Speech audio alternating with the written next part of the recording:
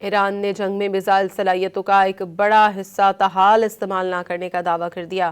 ایرانی خبر رساں ایجنسی تسنیم کے مطابق ایرانی وزارت دفاع کے ترجمان جنرل رضا طلائعی نیک نے کہا ہے کہ ایران نے حالیہ جھڑپوں کے دوران اپنی طاقت کا صرف ایک حصہ ظاہر کیا ہے، جبکہ میزائلوں کا ایک بڑا ذخیرہ کسی بھی بڑے ٹکراؤ کے لیے محفوظ اور تیار ہے۔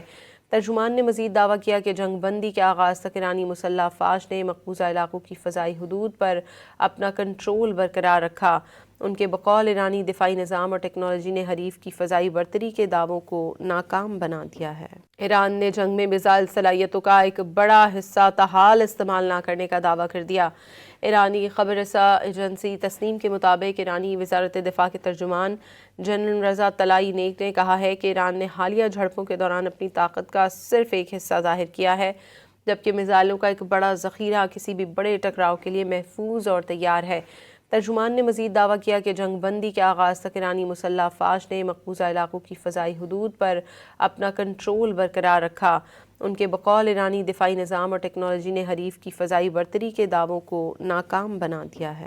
ایران نے جنگ میں میزائل صلاحیتوں کا ایک بڑا حصہ تاحال استعمال نہ کرنے کا دعویٰ کر دیا۔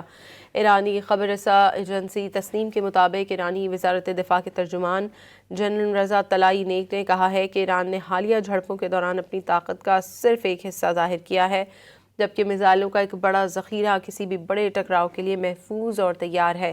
ترجمان نے مزید دعویٰ کیا کہ جنگ بندی کے آغاز تک ایرانی مسلح افواج نے مقبوضہ علاقوں کی فضائی حدود پر اپنا کنٹرول برقرار رکھا۔